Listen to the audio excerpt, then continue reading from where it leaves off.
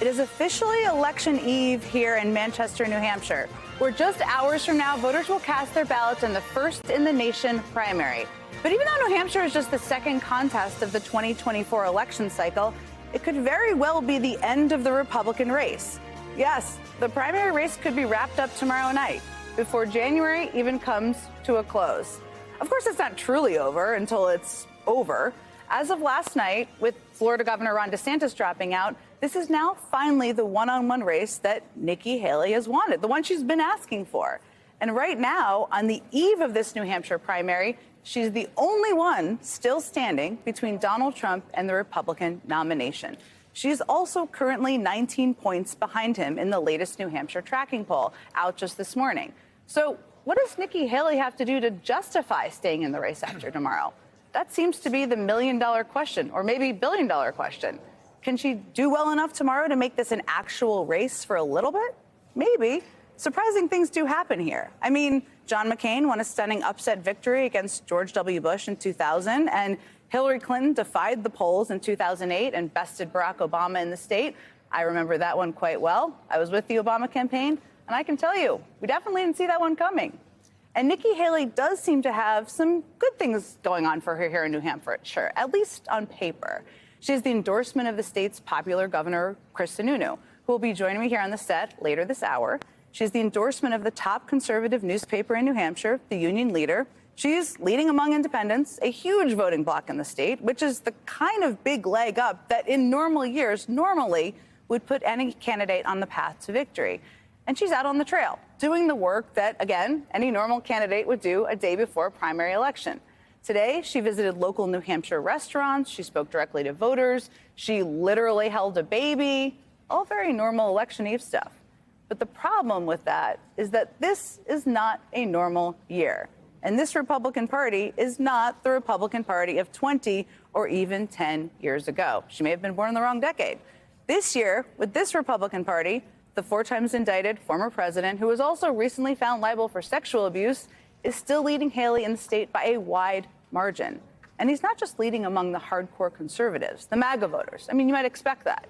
He's even leading here with voters you might not expect, including those under the age of 50, by more than 20 points. So the youth thing isn't working among them, I guess.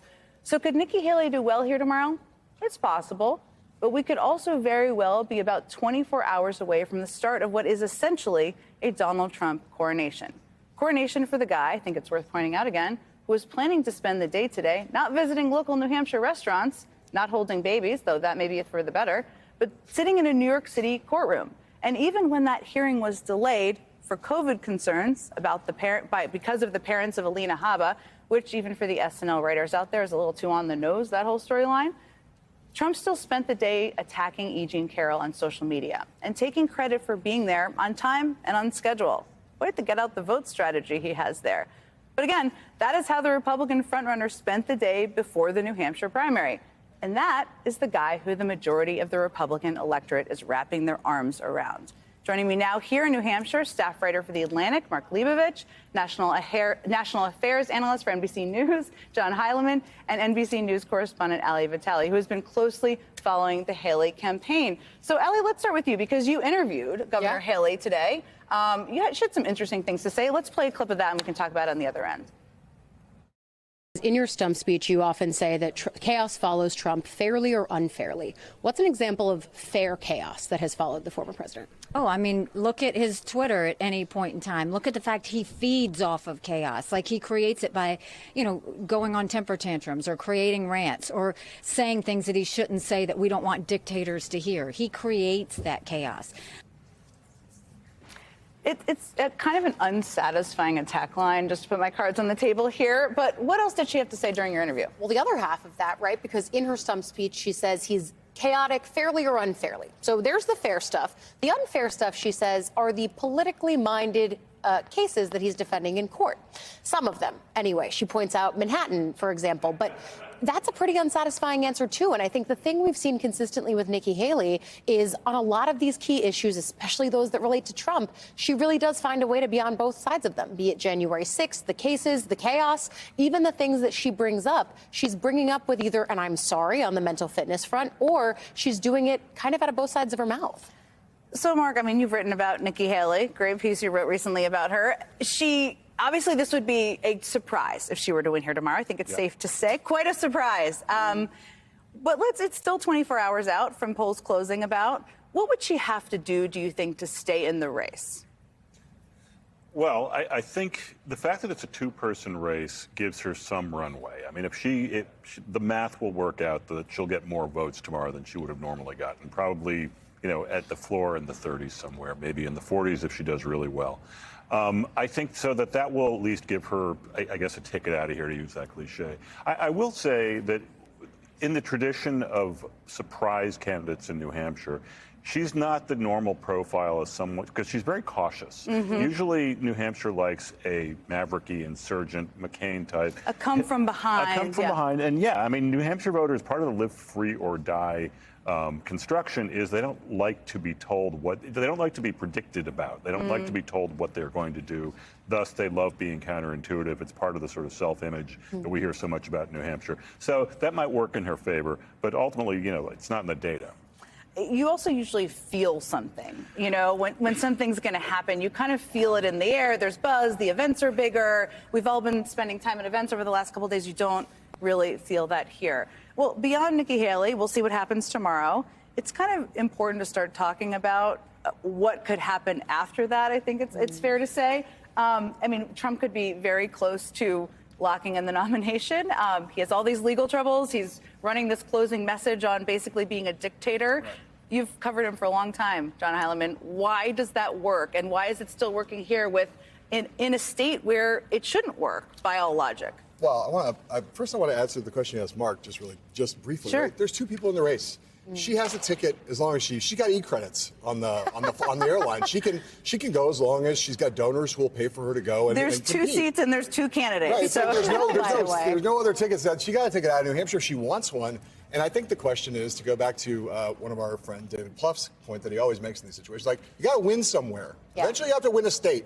You got to start beating Donald Trump. Second is also last here, is the thing. Correct. So the question is, you got South Carolina. I think that for her, the calculus, and you can argue about whether it's not for us to say what's right or wrong, but I think her calculus is going to be, can I win in South Carolina or not? Does whatever she gets out of New Hampshire put her in a position where she thinks she can win that state? Because if she can't win that state, there's no other state that she's going to be able to beat Donald Trump in, or probably not any state that's on the close enough horizon that it's worth sticking in the race if she's going to go down and get humiliated in her home state. I think that's the calculus for her, is just going to be, did I get enough, whatever that is, in terms of her donors, supporters, and other things on the ground in South Carolina, to make sense to proceed for another month? To keep going, which is what it would basically be, because it's the 24th.